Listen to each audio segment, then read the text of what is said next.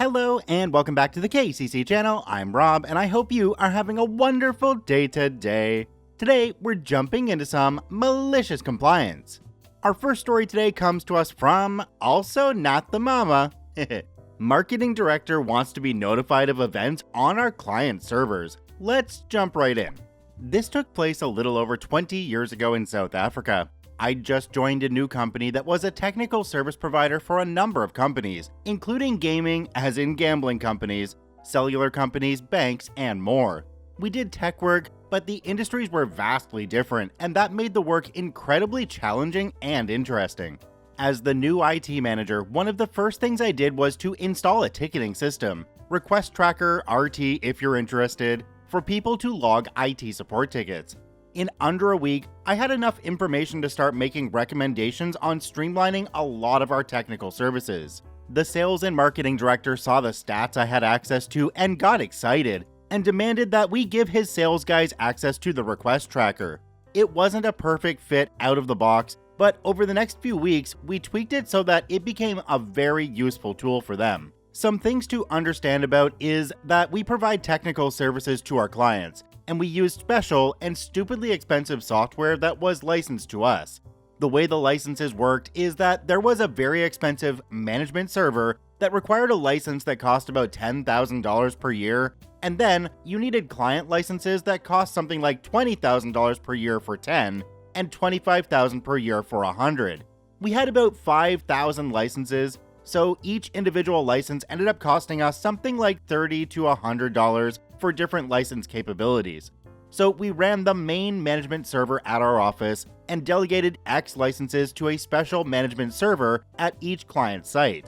We got away with this because only our staff used the client licenses, even though they were using the client licenses on behalf of a different entity entirely. It was quasi-legit. Had the software license owner challenged this in court, they may have won, but their competitor had a significantly cheaper product with slightly less functionality that we would have migrated to, so everyone just pretended we were friends and were okay with everything going on. We were by far their biggest customer in the Southern Hemisphere. The software in question was supposed to be used for software testing and QA, but it had quite a few useful features that allowed us to use it to automate large parts of the change control procedures for our customers. And by the time this took place, many sites were using it solely as part of the change control process. All this is important because if the servers experienced problems, they seldom did, it had a huge impact on the services we provided to the client. We also had our own auxiliary servers that hosted services we used exclusively, mostly for automated services such as SMTP servers, FTP servers, some web services, etc. Remember, more than 20 years back. In any case, one day there was a crisis at our biggest client. The site management sent off an urgent email that we never received. Turns out, found this out about a week later, the client's primary domain controller failed without actually physically failing, which resulted in massive authentication issues. Our software used AD authentication to authenticate change control requests, and with the PDC down, nobody could submit a change request, and the company policy wouldn't allow them to replace or turn off the PDC without an authorized change request. Additionally, the assistant to the director who was responsible for emergency change control, who was in a different building a few kilometers away, refused to schedule an emergency change control meeting without a change control number. Our site manager sent a number of emergency emails to us, but Outlook was failing to authenticate to the Exchange server quietly in the background, and so the emails were never sent. Quick note, this probably sounds so stupid it can't be real, but people who have worked in enterprise IT environments probably know that some of the rules and policies make you wonder if they were written by a child experimenting with coke and LSD, who has no technical skills or real-world experience, and others were clearly written by someone with years of experience and loads of skills, but no more F's to give. The problems are made worse because often the people with the technical knowledge often have to report to people with no clue who are on a power trip. As any sane person can tell, the problem had nothing at all to do with our IT infrastructure, and yet the entire thing was blamed on our mail server, Zimbra at the time, not delivering the urgent emails, and as much as I tried to explain that the problem was not on our side, the more I was told I was covering up. 7 days later, when the emergency emails were finally delivered, after they got their domain authentication issues resolved, I was called into a meeting to explain where I found the emails and why I waited so long to deliver them. Sales and marketing director was behind all this. I suspect he knew that the real problem was his site manager. Site managers fell under the sales and marketing director and not ops. For some reason, I did not understand, deciding to send email after email rather than picking up the phone. But he didn't want the client to think the on-site people were anything but perfect, so I got it, and he dragged me over the coals for a month. As a result of this, I decided to implement a monitoring system, Nagios if you care, to monitor all our hosted services, as well as all the client services we relied on. I decided to start by monitoring the client services, since that would be done using TCP checks instead of agents, and as such was less intrusive and didn't require us to schedule change control and downtime at our sites. As pure luck would have it, the first server I decided to monitor, I was actually manually checking to determine what normal responses look like, was reporting an error every 5th connection or so. I suspect it was a single server in a pool that was faulty, and so I sent a quick email to sales and marketing director, letting him know that one of his clients was having a problem with their infrastructure if he wanted to let them know. I'd previously told him I couldn't fix problems on our client's infrastructure. I got called incompetent for that, by the way. So his knee-jerk response was to tell me I was making stuff up. Whatever. Later that day, hours later, the client picked up the problem and sent out an email asking us to confirm any data we had sent to them. Sales and marketing director's mind was blown. He saw an opportunity and rushed to my office. Usually, I was summoned to his office to ask me how I knew about the problem before they did. I stupidly tried to explain, and his eyes glazed over until I mentioned that I planned on linking the automated monitoring into our request tracker. His eyes unglazed and he said, "Are you telling me this will send an email when there's a problem?" "Well, yes," I said, "but it's not as simple as that. There's a lot of testing but it will send an email in English that anyone can understand. I plan on configuring it like that when it's ready, but it's not. I want you to set it up to send an email to me whenever it detects a problem, and to send an email to whichever sales manager and site manager is responsible for that site." Well, I suppose I can do that when it's done, but it will have to wait until I've finished and tested everything. I tried to argue. "No, I'll send an email to my team. Include them now. I'll tell them they are testing this with you. You always told me you need people to help you test new stuff." "Yes, but this isn't ready for testing. It's barely started. I don't even have any idea of how I'm going to group the servers. Not only that, nothing is actually working yet. I'll go speak to Ops Director, he will send you an email." And he rushed off to the Ops Director's office. About 5 minutes later, I get an email from Ops Director, my direct boss, asking me what is going on. I explained that I'm setting up a monitoring service and that Sales and Marketing Director wants to be part of the process. Ops Director tells me that Sales and Marketing Director understands the risks and to go ahead and do it. I try to explain that this is a monumentally bad idea, but Ops Director tells me that Sales and Marketing Director wants an edge that they can use when negotiating with clients, and that this will give them that edge.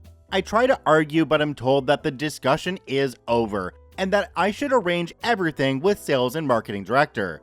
Okay, if you're sure. Malicious compliance number 1. I email Sales and Marketing Director and include a lot of questions with all the caveats I can think of.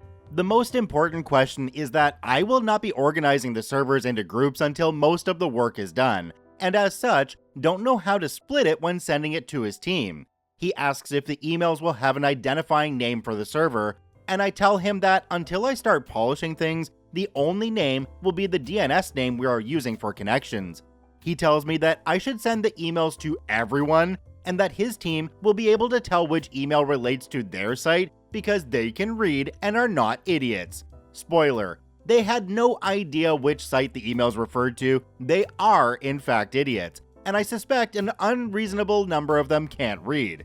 You want me to send all alerts to you and your entire team individually? Why not? Malicious compliance number 2. Is double malicious compliance a thing? So before I added my first stable host, I configured Nagios to send all alerts to every person in sales and marketing team. including the site managers. These alerts were set to be delivered to their request tracker email addresses, sales and marketing director's request, since they would be able to forward a nice professional-looking email to their client as they smiled and gloated that they knew about problems before the client did. Of course, that's not how things went. So Nagios was now delivering all alerts to a dedicated mailbox I'd set up for myself, as well as the ticketing system for the entire sales and marketing team. We started out slowly as I added each server. The chaos started out small, but built to ridiculous levels as more servers were added. I had other work, so my time wasn't dedicated to this. Ops director had also told sales and marketing director to tell his staff not to bug me about this, as it was a work in progress. So I wasn't aware of the extent of the chaos for quite a while, over a month.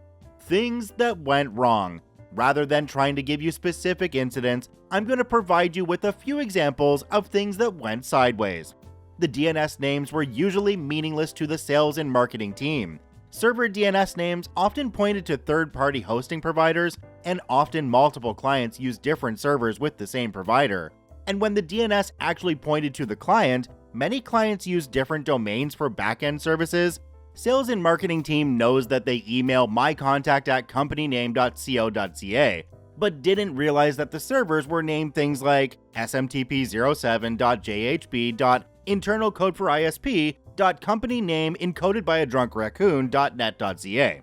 This meant that they either missed alerts for their clients because they didn't recognize the domain, or decided that every alert that looked familiar to the last one they missed was for their client. Some part of the domain name contained the same letters or something. When I was setting up a new host, there was always an alert because I hadn't identified all the OK states. Or there was a failure alert because, for example, a mail server returned a temporary error or similar. It often took a week or more, usually more, to smooth out a new server as some unexpected changes were based on time, day of the week, day of the month. One of my biggest challenges was figuring out how to tell the difference between an outage and maintenance. Internet in South Africa in those days was pretty reliable, but there were glitches. A single mini outage, which can make all parallel running tests fail, which lasted less than a second or so, and was usually related to routing rule and table updates upstream, were quite rare, but as the number of monitored services increased, so did the odds of you hitting a mini outage. Most people wouldn't notice them, but since we were testing latency in addition to availability, our timeouts were deliberately as low as we could reasonably make them. This became far less of a problem after I figured out how to issue alerts based on latency and not just failure. I was somewhat new to Nagios, but that created an entire family of problems all on its own. I often screwed up. I was still learning to use Nagios, and this was not a live service. It was being driven by my need, and so got minimal priority, and I often had to squeeze work into whatever time I had available. The fallout. I'm on the autism spectrum, and so often have difficulty understanding how thought processes work for other people. I can try to be nice and say that what happened next was due to different ways of processing data. Or I can be honest and say that sales and marketing director and his team are so stupid they shouldn't be allowed to go to the toilet without assistance. You decide which of those I use. Sales and marketing director. Regardless, one of the first things that happened was that sales and marketing director stopped reading most messages from the request tracker. I've been told that Outlook will learn from your behavior and automatically mark certain emails as spam if you do not read them often enough, and maybe that's what happened. Another possibility is that sales and marketing director either deliberately or through incompetence told Outlook to mark the request tracker emails as spam. Either way, he stopped seeing request tracker emails. Had he forced all his contacts to use his RT email address for actual work-related requests, he would have figured this out earlier because all communication would have stopped. Unfortunately, he allowed the senior people to send requests to him directly. Had he then done the right thing and created a ticket to deal with this, he would have been alerted to the problem. But he didn't, so he didn't realize that he was no longer seeing RT messages, which meant he wasn't seeing the hundreds of junk tickets the monitoring system was creating, but he also wasn't seeing all the customer tickets being sent to him by customers, and he also didn't see all the tickets forwarded to him by the sales team. we ended up losing 2 customers and close to 3 million South African currency, a significant chunk of money, in lost opportunities, not to mention all the new business that fizzled out. RT was part of the sales pipeline, including new business. He thought everything was good because the people he considered important were communicating with him via email directly, as everything else went to hell. Sales and marketing team. The sales and marketing team were only allowed to communicate via RT. Communication in RT is via a web interface. Okay, but minimalistic in those days. Or by replying to emails sent from the RT system. Before this started, and while the monitoring spam was low, the sales and marketing team would use the web interface, which allowed them to add notes the client couldn't see, change the priority of tickets, get stats, close tickets, and so on. But when the monitoring spam got too bad, each email opened a new ticket, and often multiple emails would be sent for a single issue. For example, if it was set to alert every 5 minutes, a new ticket would be created for a single incident every 5 minutes. They stopped using the web interface for communication and only responded to tickets by replying via email. Note, RT does have the ability to deal with these multiple tickets for a single incident problem elegantly and simply, but I wasn't using RT. I had a throwaway mail account, and hadn't even thought about how this was integrating into RT. In fact, I filtered out alerts for hosts I wasn't currently working on, so I wasn't really aware of how much traffic was being generated.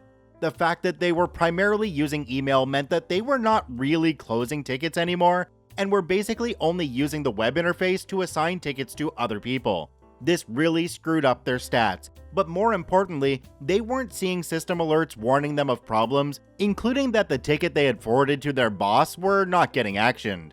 It didn't take too long before their mailboxes were getting swamped with bogus alerts, that they were deleting large blocks of monitor spam emails, and apparently, some legitimate emails got deleted too. Things went really bad for them.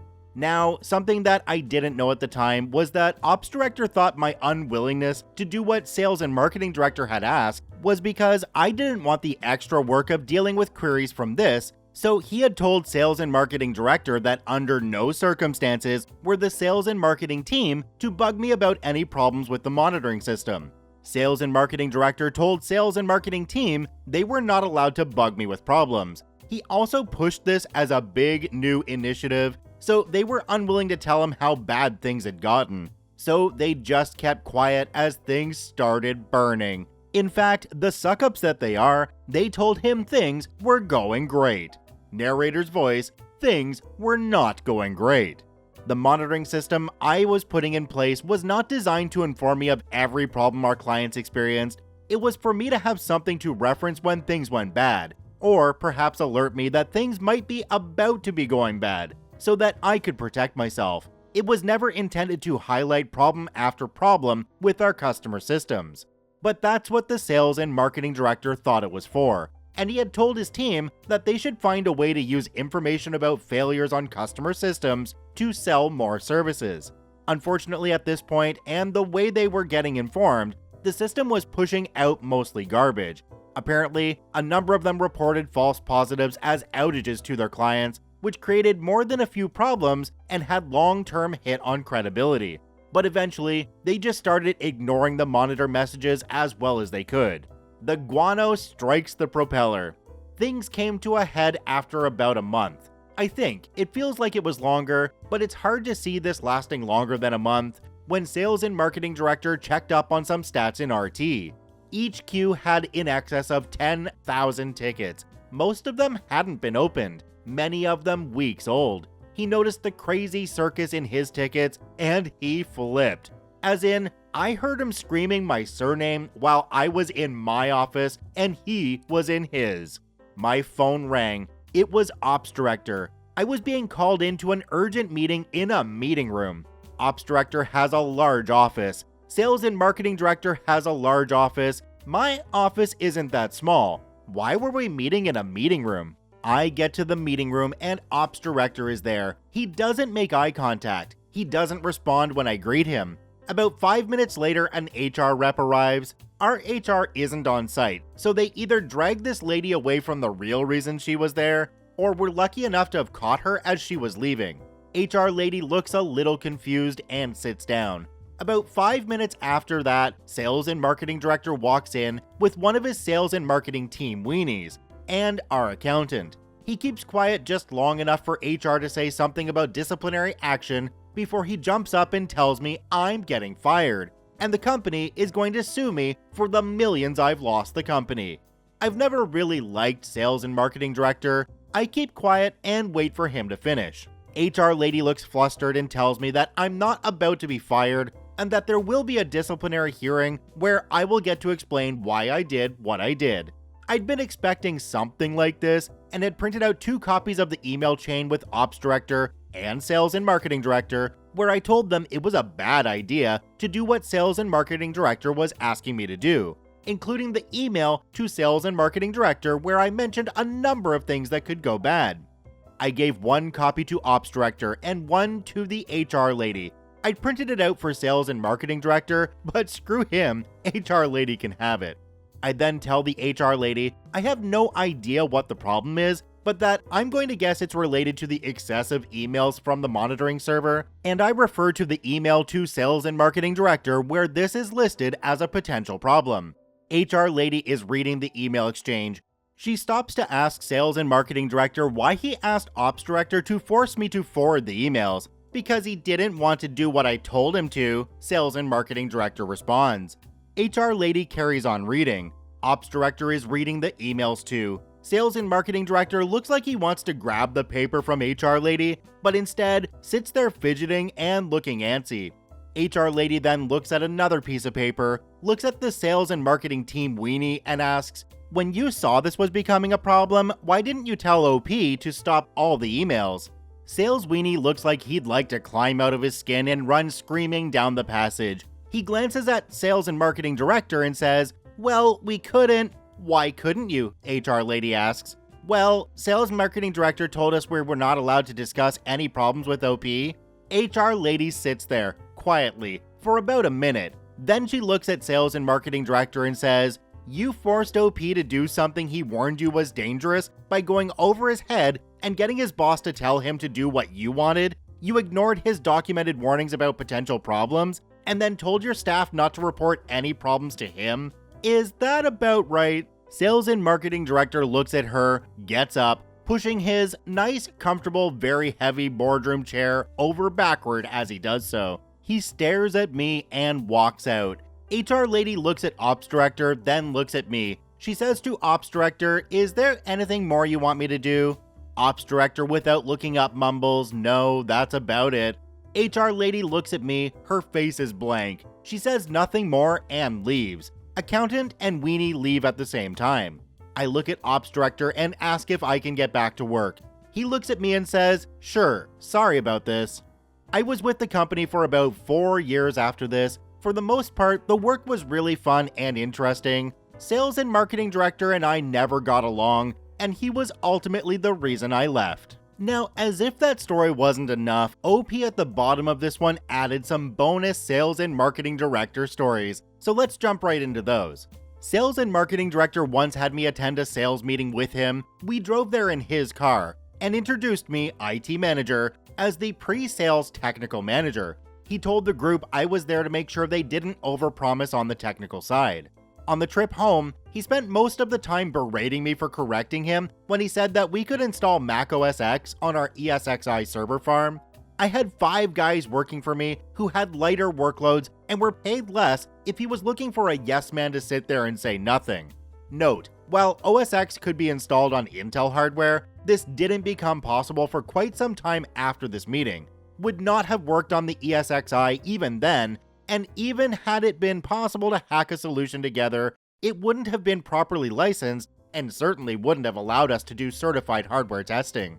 Sales and marketing director once called me into his office because the piece of crap wireless keyboard I bought for him wasn't working, and he'd spent almost an hour unable to work. This was a keyboard that came as part of a keyboard and mouse combo and was hardware paired to a dedicated wireless dongle. The mouse worked, the keyboard didn't. Only after I had changed the batteries twice and slaughtering a chicken did sales and marketing director admit that his battery died, and so he had walked into ops director's office and swapped his keyboard with Ops Director's keyboard. He once got angry because he had received spam, a single spam email. My ASP-based spam filter was ridiculously effective in those days, selling pecker enlargement tablets, and it had embarrassed his girlfriend. That I said nothing when he said this to us was evidence to me that I had grown immeasurably over the years. He asked if I was going to do anything about it. I said no. He then looked at my most junior staff member, kid was barely 18, had been with us for about 2 months, and said, "Then I'll get him to deal with it," grabbed the kid by the front of his shirt, dragged him over the desk and down the passage. I later told the kid that he could lay assault charges at the police station and speak to HR to make sure it never happened again. Kid said he was scared he would lose his job, and nothing I said could change his mind. 3 months later, the kid was fast-tracked into a new position on a new project. He wasn't qualified, but the project paid for his on-job training, and all the other guys on the project were happy to help him learn and pick up the slack for him. I happen to know that he was earning more than all the other staff on the project, except for the site manager. Good for you, kid. Sales and marketing director drove a Jeep Grand Cherokee. One day he borrowed his friend's Mercedes SL, not sure which SL, but it had very little storage or seating space, and the tire burst. The spare was a biscuit, and the original flat tire didn't fit in the boot, what you Americans call the trunk. The only place it would fit is the back seat, but he had his briefcase in the back seat, so he left the wheel on the side of the road. I'm not sure about the exact price, but it cost somewhere in the region of $25,000 to replace, around $1,800 US. He refused to replace it or reimburse his friend. Married his girlfriend in a big ceremony, brings her to the office the next day and introduces her as his first wife. I thought he was joking and said so. He looked at me and said, "I'm serious, we both know this isn't going to last. That's why I had her sign a prenup where she gets nothing." She didn't seem to be too happy about this. Sales and marketing director insisted that he have access to our highly secure server room so that he could take potential customers on tours to show them how secure it was. I tried to explain to him that him having access would show clients how insecure it was. I was overruled. He got access to the server room. One day, somebody forgot to close the door. Actually, someone forgot to remove the dustbin that was keeping the door open, and Ops Director's girlfriend's yapper dog got in and peed all over the UPS batteries. Massive UPS designed to keep the server room up between power failure and generator kicking in. Nothing was damaged, but we were unable to clean up properly. Can't turn off the UPS without affecting the entire server room. So the server room started smelling like stale dog pee. He stopped taking clients in to show them around. Edit, the log showed his tag was the last one to open the door. He said he definitely closed the door behind him. Ops Director refused to allow me to log it as a security breach, which would have triggered a physical security audit. South Africa has this thing called load shedding. Our company had an incredibly expensive generator. Their prices increased by about 1,000% after load shedding started to keep the building, mostly the server room, but parts of the building too, up during load shedding.